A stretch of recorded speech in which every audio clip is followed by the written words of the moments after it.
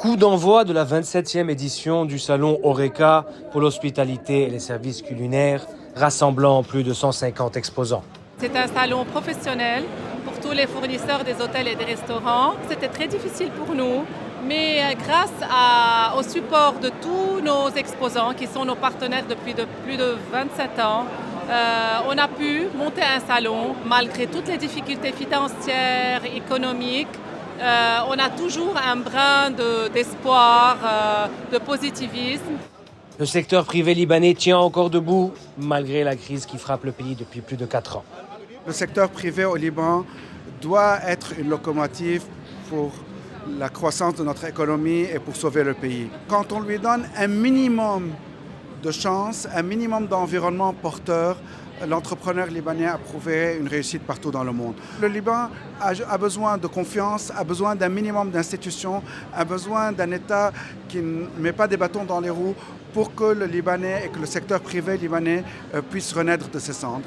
Car l'instabilité politico-économique affecte le secteur privé, qui reste quand même attaché au marché libanais. On peut s'amuser à dire oui, on est résilient, mais à un moment, ça ne va pas tenir comme discours parce qu'il faut une structure autour qui puisse supporter fondamentalement l'industrie, le milieu culturel, tous les secteurs.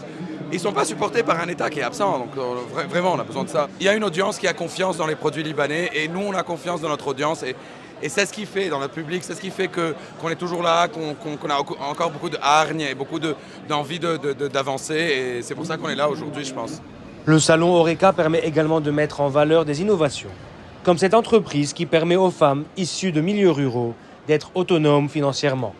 C'est surtout aider les femmes et les agriculteurs dans les régions les plus vulnérables au Liban. Nous travaillons surtout dans la région du nord-est de Baalbek, dans la Bekaa.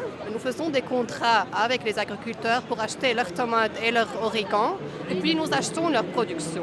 Et le rôle des femmes vient dans le séchage. Donc c'est les femmes qui nous font sécher tous les tomates. Le but, c'est de leur encourager à être plus productives.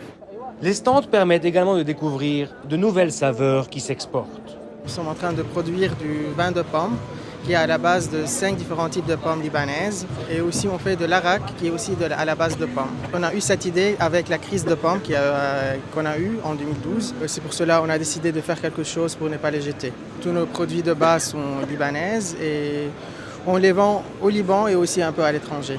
La communauté internationale est aussi présente pour soutenir le secteur privé libanais. Les entreprises libanaises ici ont une capacité à aller exporter leurs produits. Et en réalité, c'est par l'export, par l'économie régionale, par l'économie en France, en Afrique, que les Libanais arrivent à trouver des ressources pour pouvoir subvenir à leurs besoins et puis évidemment maintenir leurs employés et maintenir leurs produits. L'assistance que nous fournissons à travers notre projet cible les producteurs locaux pour améliorer leur production et leur productivité au niveau local et international, pour amener de l'argent frais dans le pays, pour améliorer les moyens de subsistance et pour créer une économie libanaise plus forte et plus résiliente. Rendez-vous jusqu'au 28 avril à Seaside Arena au centre-ville de Beyrouth.